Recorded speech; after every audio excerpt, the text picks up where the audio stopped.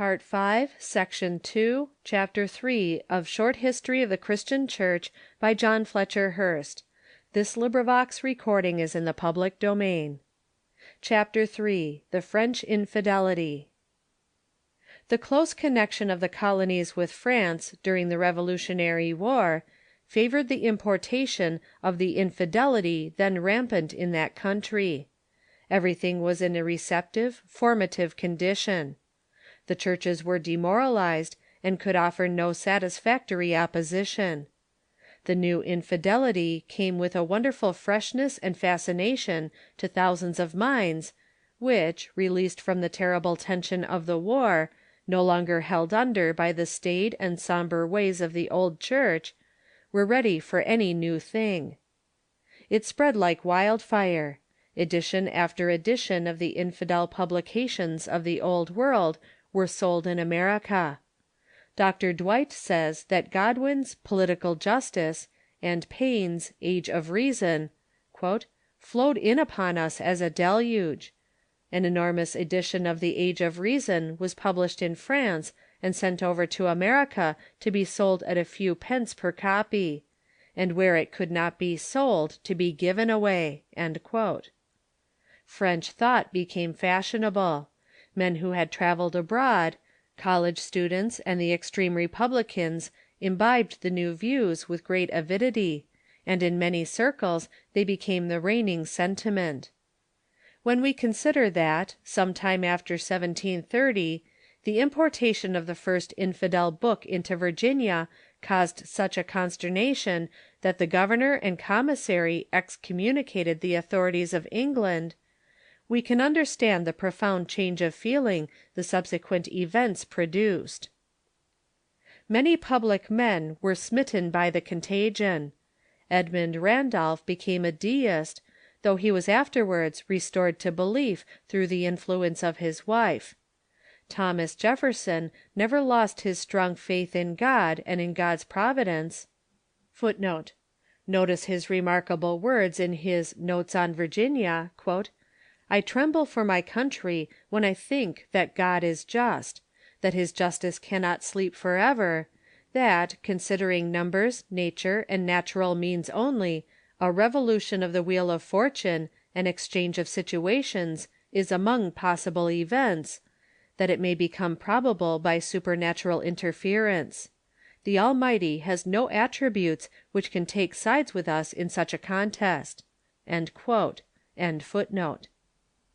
But was otherwise very liberal in his faith, his creed probably remaining substantially Unitarian. General Charles Lee was quite reckless in his blasphemy. In his will he asked that he might not be buried "in any church or churchyard, or within a mile of any Presbyterian or Anabaptist meeting house." General Dearborn, Secretary of War under Jefferson, had no patience with religion. "So long as those temples stand," he said, on an occasion alluding to the churches, "we cannot hope for order and good government." Aaron Burr, the most brilliant and audacious personality in our history, embraced the French views with all the zeal of a convert. Washington and Patrick Henry and many other able men of that time remained true to the Christian religion, but very many of their associates and others, especially at a little later time, were carried away by the deistic current.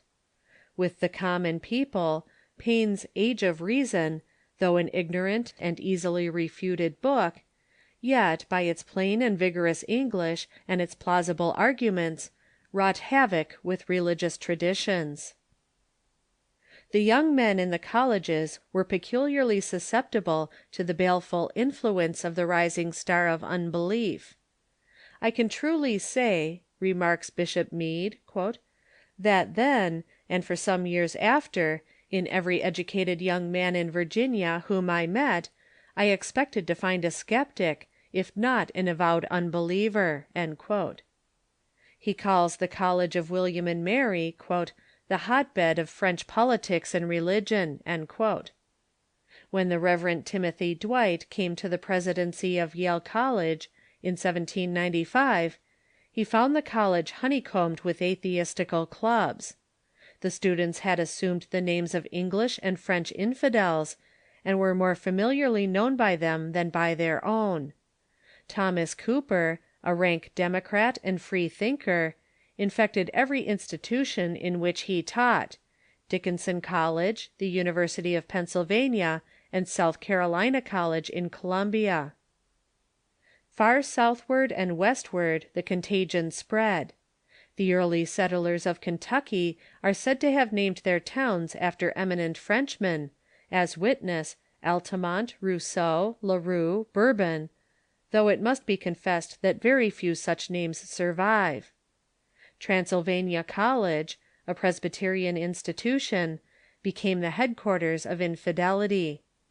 In 1793, Kentucky dismissed her chaplain from further service in the legislature. The man who did more than any other, perhaps, to stay this tide and bring the people back to saner thoughts was Timothy Dwight, president of Yale College from 1795 to his death in 1817. He invited the frankest expression of their doubts and difficulties from his students, and, having heard all that they had to say, he devoted a series of sermons in the chapel of the college, on successive Sundays, to a complete refutation of the whole infidel philosophy. The effect of these masterly discourses was instantaneous. Dr. Dwight, the grandfather of the present president of the university, drove infidelity from the institution. From that day to this, Yale University has been the seat of sound and rational faith. The sermons of Dwight were published and circulated far and wide, and from the day that the young president faced his students in the chapel of Yale College, infidelity has been a vanishing force in the history of the American people. This overthrow was mightily helped by the great revival which visited the country at that critical time. End of chapter 3.